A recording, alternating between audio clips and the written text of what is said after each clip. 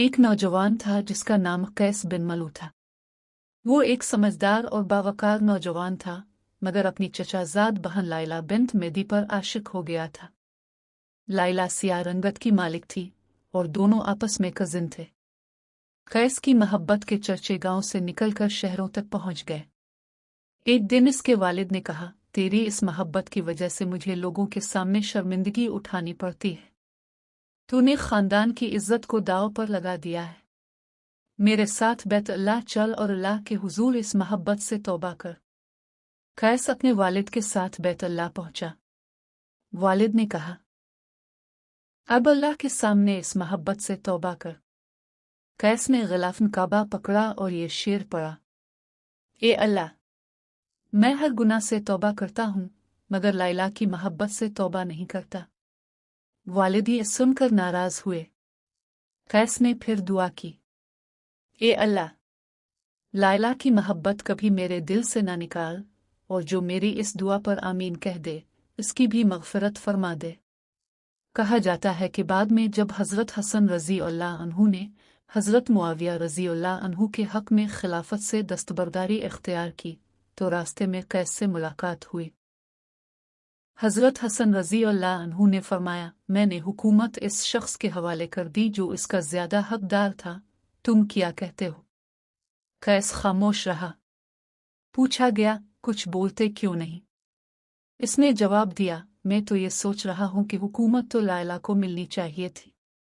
ये सुनकर फरमाया गया, तुम तो मजनून हो। इसी दिन से कैस को मजनून कहा जाने लगा।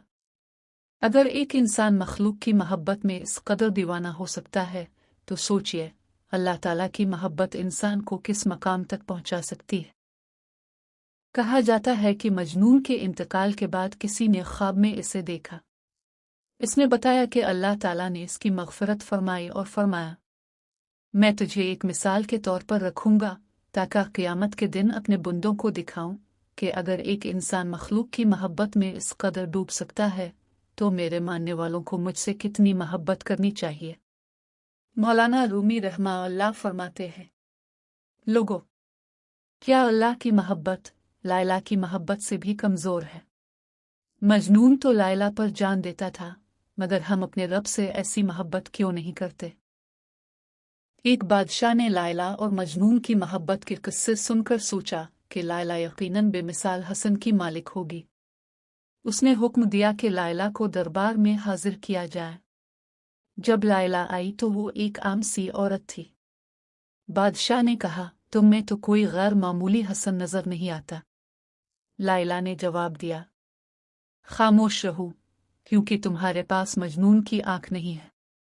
अगर तुम मजनून की नज़र से मुझे देखते तो तुम्हें दुनिया में मुझसे ज़्यादा हुसैन कोई दिखाई ना देता।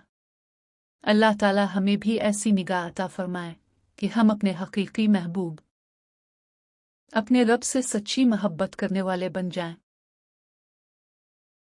इसी सिलसिले में एक वाक़या बयान किया गया कि लाहौर का एक नौजवान शादी के कुछ अरसे बाद नेक लोगों की सोहबत में आया, दाढ़ी रखी, नमाज की पाबंदी शुरू की, मगर उसकी बीवी नमाज नहीं पढ़ती थी।